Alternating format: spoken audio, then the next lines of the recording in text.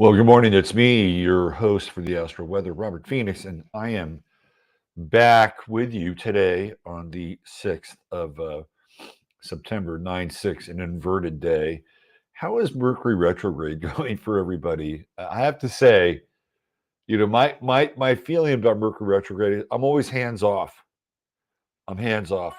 It's hey, look, Mercury, you're going to do your thing, and I'm going to play center field.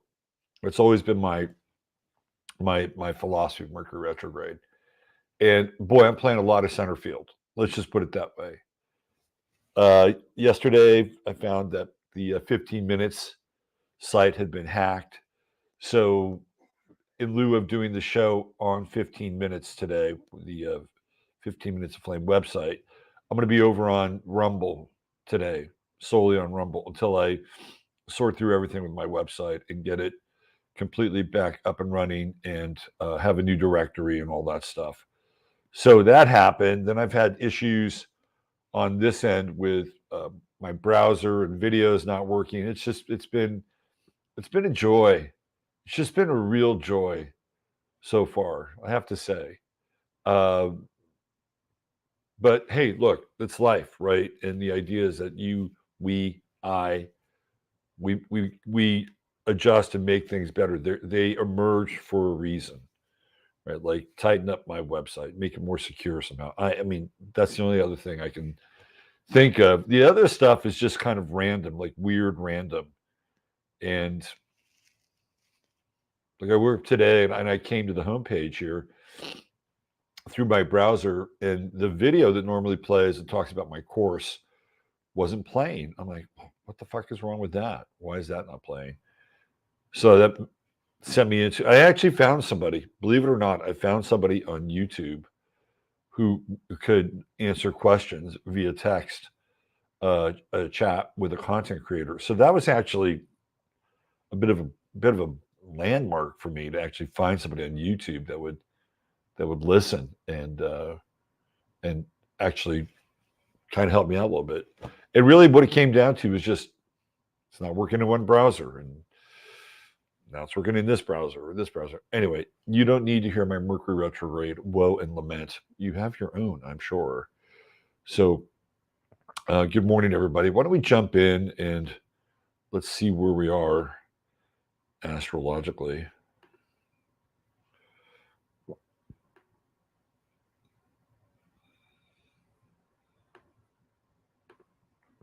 Okay, so there we are. There's the aforementioned Mercury retrograde 1313. Now the sun is in front of Mercury.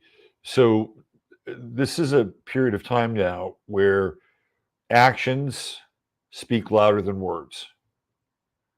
We have the two action planets in front of Mercury, Mars and the sun. We also have Pallas.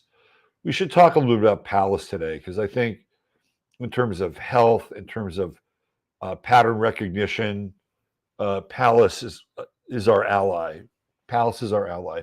I was watching a video clip, and it was one. There are these two guys on MSNBC and CNN. They kind of look alike. They have their bald head Velshi, or it's weird. It's kind of like they hatched them at the same time, and then gave them the same kind of script or program to follow in life. And there they are, sort of these two bald-headed talking heads on these two networks. It's very, very odd. But this guy was, he was actually, and it was really an interesting situation because these people, if they wanted to be, could be reasonable journalists. Because he actually asked Fauci, this is the MSNBC guy, some questions about the efficacy of masks. He asked him, and Fauci went through his verbal diarrhea. And then he came back with this ironclad, lockdown, airtight, hermetically sealed study about the inefficiency of masks. And he quoted it right there in front of Fauci. And what did Fauci do? He Fauci'd his way out of it. They should call that should be like being able to talk your way out of something. They should call it Fauci. He Fauci'd his way out of it, and he started to talk about how those studies are impacted by groups, and they have found that in individual circumstances that masks work. What individuals are we talking about here? Are these people that uh, don't breathe? Is because the study was comprehensive and said even N95 masks don't work. So anyway, I'm getting a little off track here, but this is a Mercury retrograde moment, right? When Fauci starts spewing his Fauci talk, and he gets called on it. Boom, here it is. Here's what you've said. Here's the data. That is Mercury retrograde. We're looking backwards and we're dealing with health. So now we're on notice, right? We are on notice now. Actions speak louder than words. As Mercury is in retreat mode and will move further back away from the sun, we have to take risks. Now we have to take informed risks because that's the nature of Virgo. And as long as Pallas is here, I think we have a pretty good chance of having Pallas being the antenna for us being able to discern and distinguish patterns.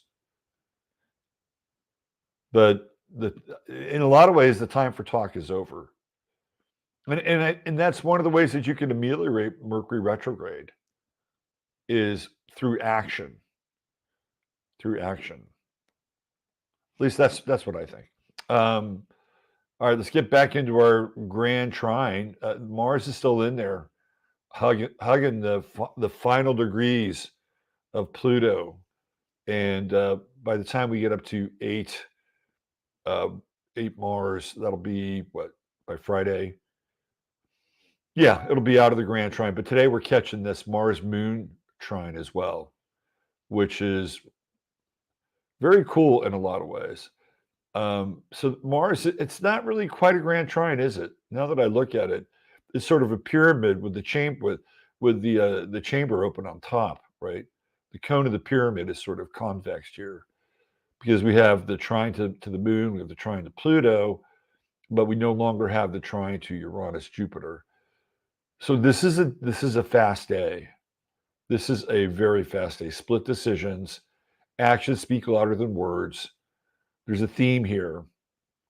Know what you know, right? This is important. Know what you know and act on what you know. Run through the Palace filter here, but how much more information do you need? That's the theme of the day. How much more information do you need? If you don't need any more, I mean, there's a point of oversaturation. So every day moving forward now, as the sun separates itself from Mercury, there's more action involved. And with the moon in Gemini, add it up quickly. The challenge in a lot of ways is the Mercury square. As the moon moves deeper into phase today, it'll move deeper into that square with Mercury. So there's also a hesitancy and maybe overthinking things. This is not a day to overthink things.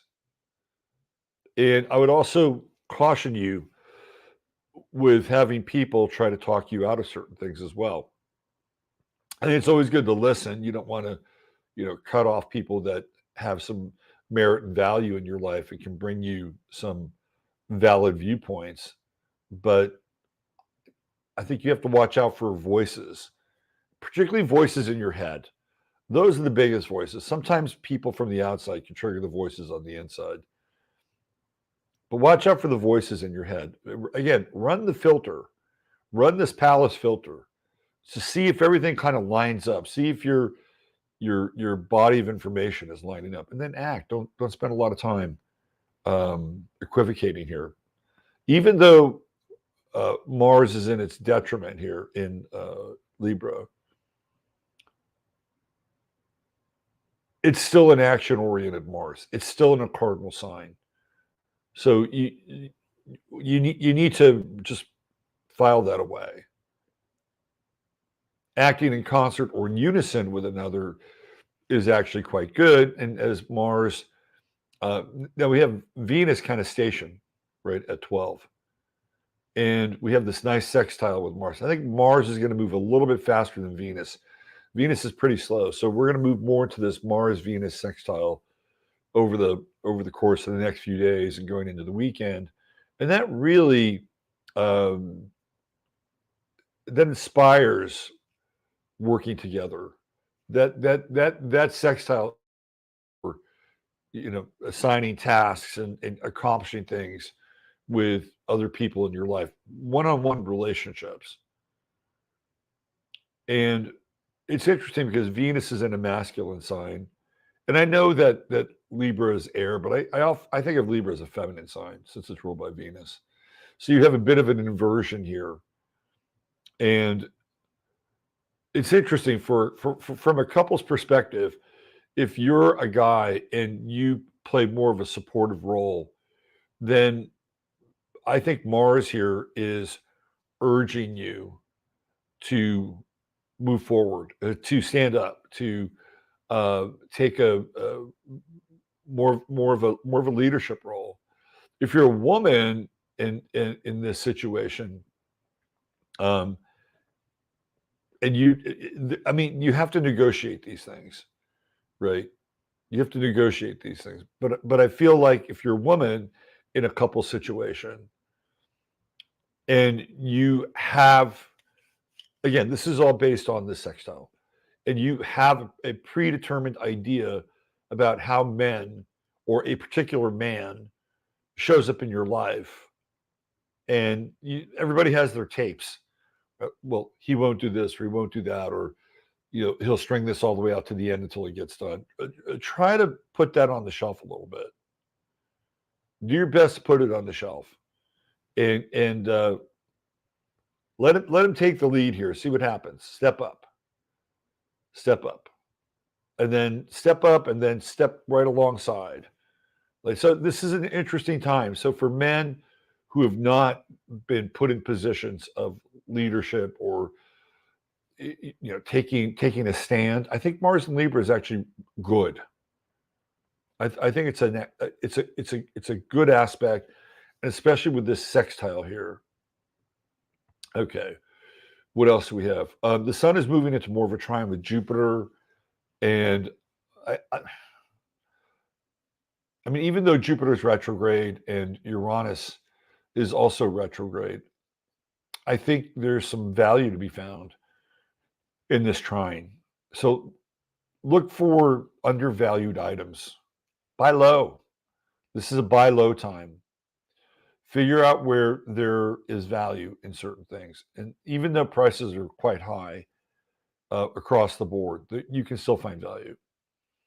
I wouldn't use this time as being a period where you'd have a lot of outlay for cash. I would be more conservative. And this is saving money by, I wouldn't say cutting corners, but by cutting things out that you don't need. So if you're looking for value, look for real bargains and buy low. Find ways that you can save money. One of the things that I think is really good, and I've recommended this to people before, is to do group buying.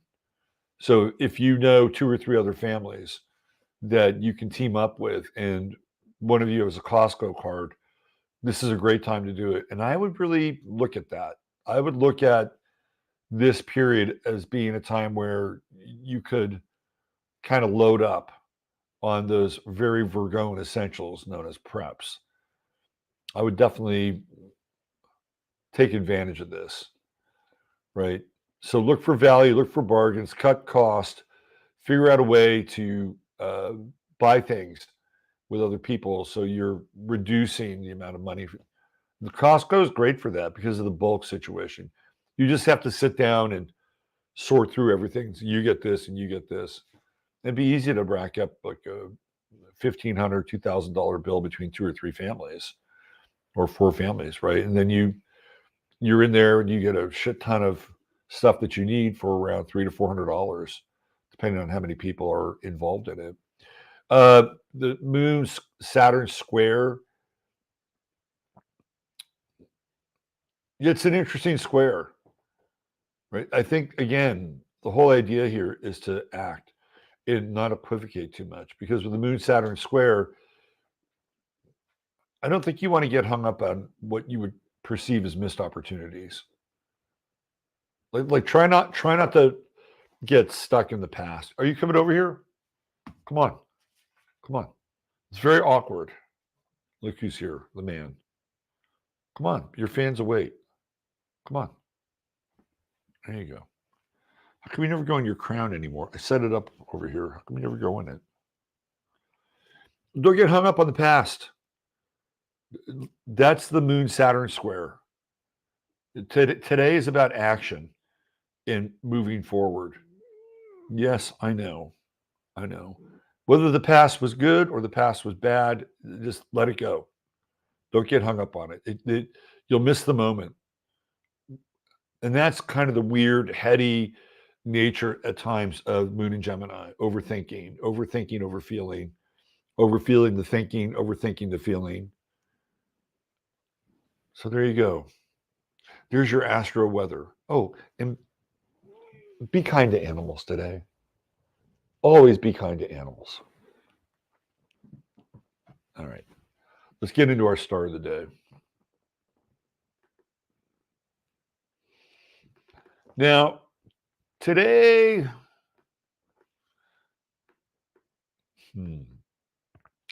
some days are just loaded with people. Other days are not so loaded. Some days you'll get maybe 2 or 3 that are worth looking at. So today's star of the day is Lafayette. And now he has a C rating for his chart. And that's about as low as I'll go for a chart. It means that there's some merit and basis for the time that's been attributed to the chart. Lafayette is a very interesting character, historically and astrologically. So he's a Leo rising, and he has Regulus conjunct his ascendant, and he lived his life. He wasn't a king, but he was treated like a king. He was someone who had inherited a tremendous amount of familial wealth. And you can see a little bit of that with maybe Venus in the second house. He has access to it, the Jupiter sextile to his sun.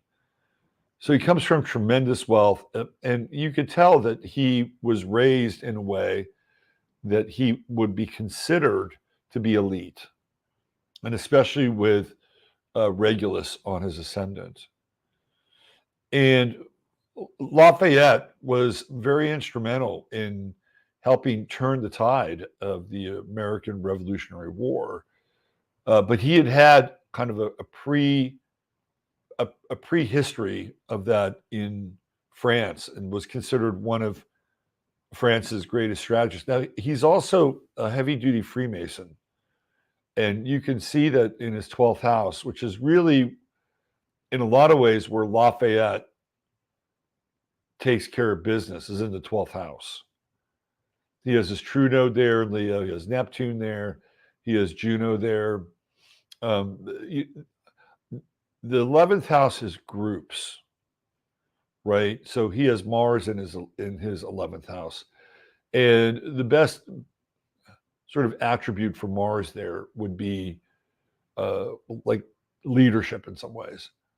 Now, in Cancer, as we'll see with his life, sometimes it has its drawbacks.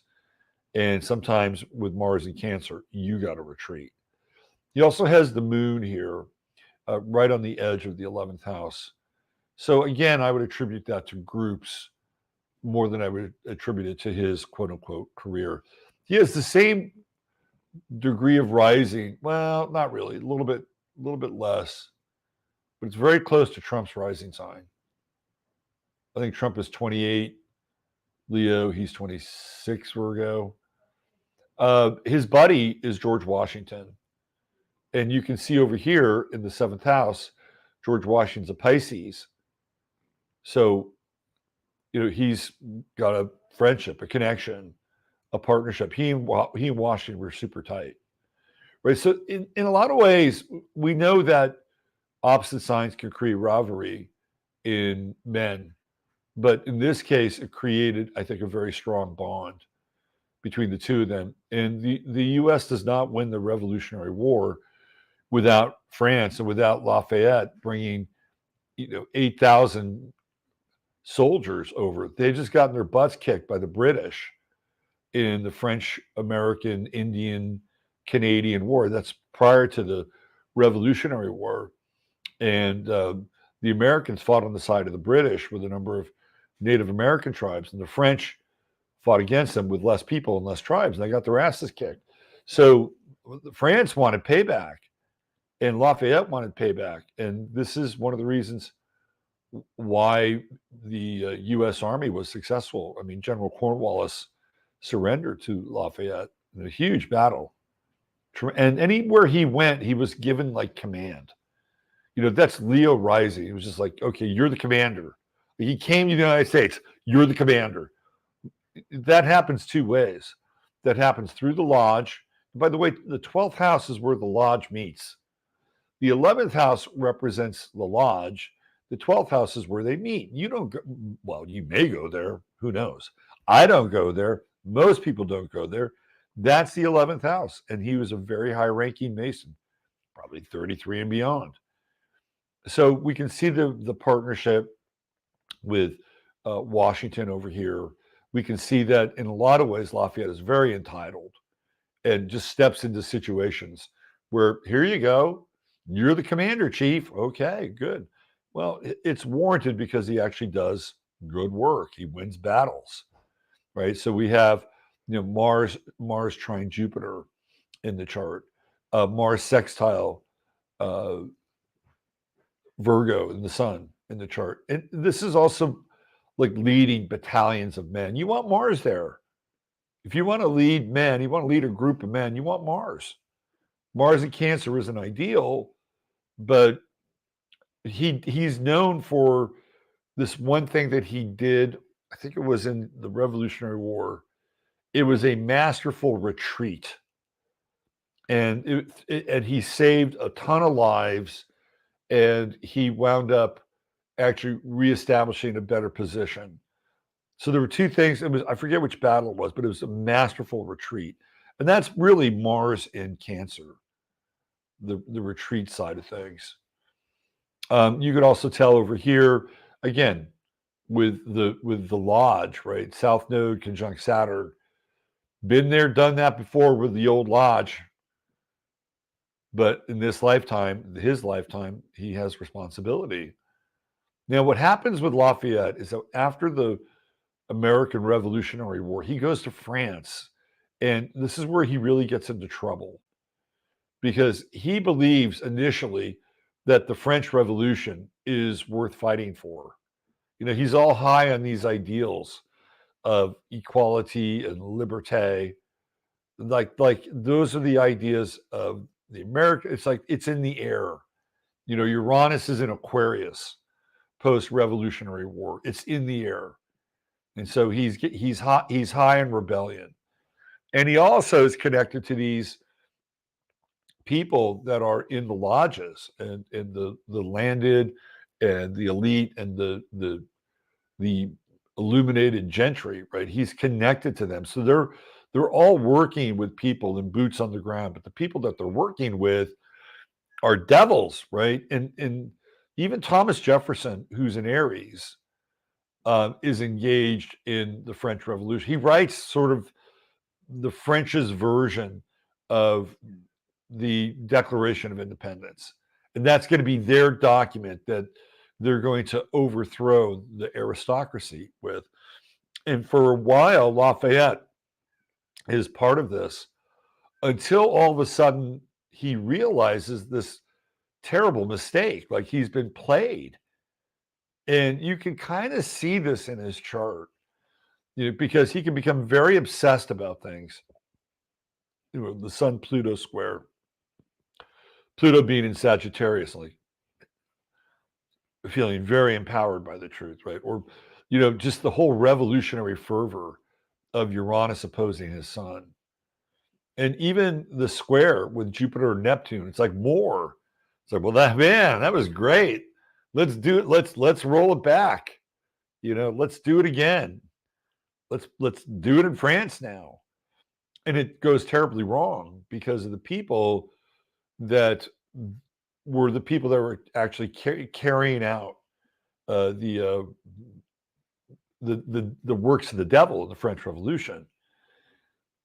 So Lafayette sort of steps in and he saves Louis the 14th and Marie Antoinette. He saves them, and he moves them out of Versailles, out of harm's way. This is how the story goes, and brings them to Paris. Well, once they get to Paris, things don't go all that well for the two of them, and he eventually sees where all of this is going. That the wave is coming towards him. And once they started to talk about the repossession of private land, that's when Lafayette all of a sudden starts to pump the brakes on the revolution. He's like, no, we've gone too far here. So once it got to him and his family and people that he knew and that they were in the crosshairs of the Jacobins, he's like, no, you've had enough. But even with all of his skill and acumen and respect and large connections, he cannot stop the burning of France. So what does he do? He basically cedes his French citizenship for the time being, goes to Belgium, lives in Belgium. And what do they do in Belgium? They throw him in prison. So here you go. There's the 12th house. I think they did that to protect him. That's what I think. I think they did it to protect him, and so that it's and who knows whether or not he actually spent all that time in prison. That's what we know. Do we have firsthand accounts of the jailer writing up his daily menu and what condition Lafayette was in that day? No, I don't think that exists. I don't think there's any crib notes from his time in the Belgian prison. But that's what happened. And I think what they were doing is that they were covering his tracks. It's kind of like when somebody in a movie where there's an informant and the informant is, kind of roughed up in front of the guys that he's hanging out with and is going to rat on. They rough him up a bit and then they put the cuffs on him and they throw him in the squad car or whatever. And they were just doing it so that the other side, the people that they're trying to actually bust, believe that he's one of them.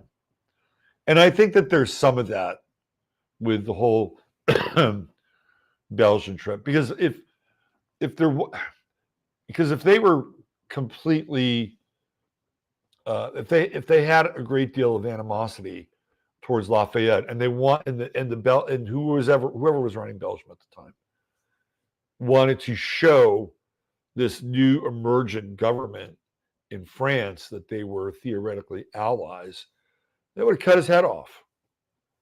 Right? They would have said, hey, we'll do it for you. But they didn't do that. And they supposedly sequestered him away in prison.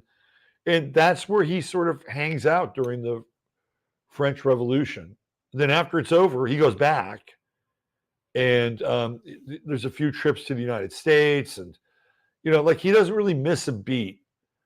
Even with this really tortured chart in a lot of ways, and a chart that has a lot of opportunity and a lot of what I would call sort of embedded privilege in the chart, he has a very decorated life. And one of his main claims to fame was he was an abolitionist.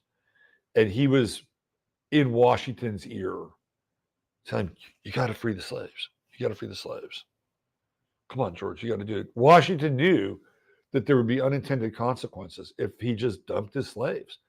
If you want to listen to a deep dive on that, check out Thomas Sowell, and he really gets into this whole idea of slavery in a very fractal way, and how it was kind of like, okay, well, we're just going to leave Vietnam now. Well, if you just leave Vietnam, what's going to happen to the people? It's going to be horrible. And clearly, leaving Cambodia was horrible. We're just leaving. Same thing with Afghanistan. It's the same model, but it's a different application. So even though Lafayette was very passionate about freeing the slaves, and with good reason, the mechanisms for that were not set up. They just weren't set up. And one of the things that Thomas Sowell talks about, a little off topic here, one of the things he talks about is the animus that had been growing inside of the so-called slave community, and that if they were to just release the slaves, there could very well be bloodshed and a great deal of mayhem and murder and chaos. I mean, this is not untrue. You had a group of people, for the most part, who were doing things against their will, right? There were a number of cases of indentured servitude. There were also white slaves. So I don't want to get into the weeds around this, but Lafayette is an absolutist, and that's what he tells Washington. Washington's like, well, we'll get there eventually. In the meantime, I believe in Haiti or Grenada, I think it might have been Grenada, Lafayette, through French decree, frees the slaves of Grenada. Pretty sure it's Grenada. It happens later on with Haiti and some bloody overthrow. And I think that's ultimately what the colonists were very wary of, with probably good reason or good cause. So Lafayette's a very interesting character. Astrologically, it's really, his chart is defined by his ascendant in Leo in conjunct Regulus, and his deep connections with the Lodge in the 12th house. A lot of power. He's a high-ranking Freemason. A lot of power. And, of course, his ability to lead, right, with Mars in the 11th house, even though at times retreating, like leaving France, going to Belgium, getting thrown into prison there for a while, is part of his leadership model. It's an interesting chart, a complex chart, one where, again, I believe he gets high in rebellion. That Uranus-Sun opposition. It's like, oh, this feels good. Let's run it back. Let's run it back. Let's do this. At the end of the day, a celebrated life. He is enshrined basically on two sides of the Atlantic. Singular character, interesting, complex. I think he'd probably want a couple do-overs, but by and large, worthy of being star of the day. Lafayette. Okay.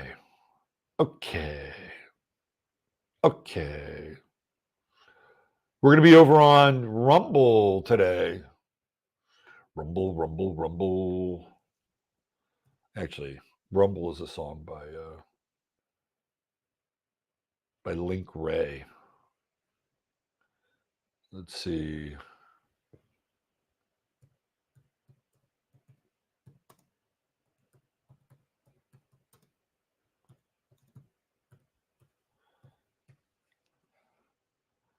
So I'll give you guys the skinny here. This is so I simulcast.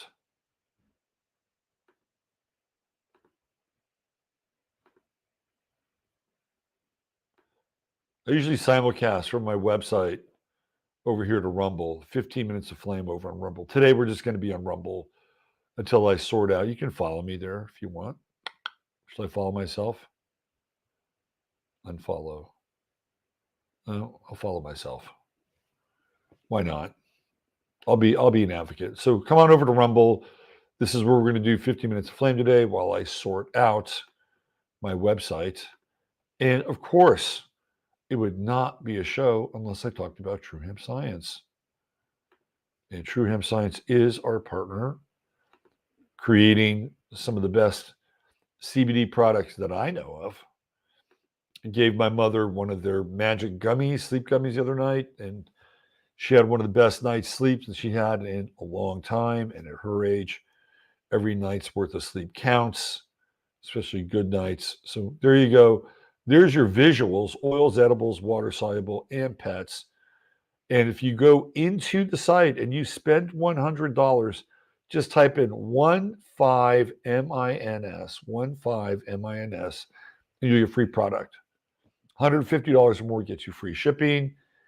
And there's always a 30-day money-back guarantee. Want to know what the best CBD is for you? Well, speak to an expert. Schedule a call. Set it right up. And Chris will sit down with you, and he'll walk you through everything. And through his expert guidance and consultation, you'll find the CBD that's right for you. There you go. All right. I'm out of here. Thank you, everybody. Thanks for being here for this edition of the Astro Weather. We'll see you tomorrow at the same time. In the meantime, use your head in order to discern what's real, your heart to step what's possible. I'm Robert Phoenix. Jasper says bye. Take care. Have a blessed day.